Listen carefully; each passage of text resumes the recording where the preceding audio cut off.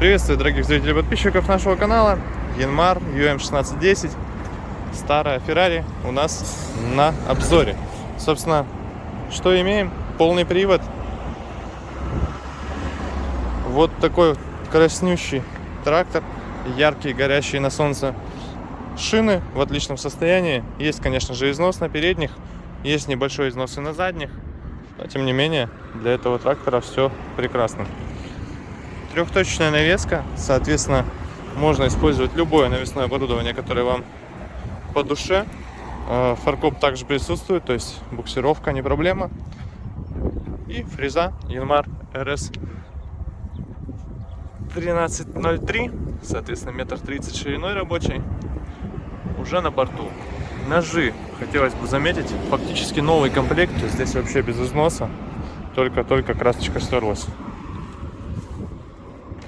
По правой стороне все аналогично, шины хорошо, передние с износом заметным, но тем не менее работать еще будут достаточно долго, потому что нет на них никаких растрескиваний и других замечаний. По правой стороне все так же целенько. Янмар Red непосредственно у нас здесь эмблема. И давайте переходить в кабинку, смотреть, что у нас здесь.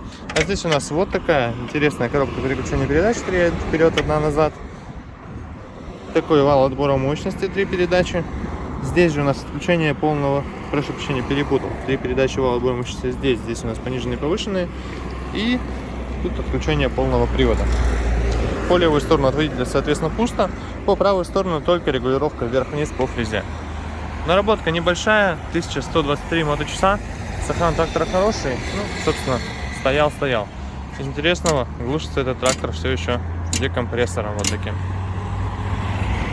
Ну что, давайте запускать. Так, видим, все у нас лампы работают. Чуть-чуть добавим газ, все будет хорошо. Ну, собственно, наши холостые работают четко. Немножко жестковато, конечно же, для такого рода трактора это норма. Тем не менее, никаких примесей в выхлопе. Набор оборотов максимально быстрый и отзывчивый.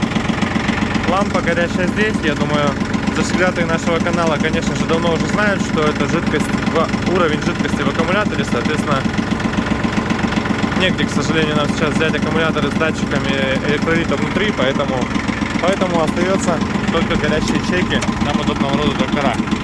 Коробочка, посмотрите, одним пальцем переключается. Часто ли на тракторе увидишь вот такие переключения коробки передач? Это просто нереально найти. То есть даже на современных тракторах, наверное, только на куботах сейчас, ну и на, естественно, Янмарах свежих, где уже 8-ступенчатые, там полуавтоматические коробки, можно так одним пальцем все щелкать. Также и руль, посмотрите, на ходу просто одним пальцем крутится. Ну это и есть наработка 1000, собственно, для такого трактора это вообще ничего. Но коробка, конечно, одно удовольствие. Всегда бы так и на всех тракторах, у всех переключались они.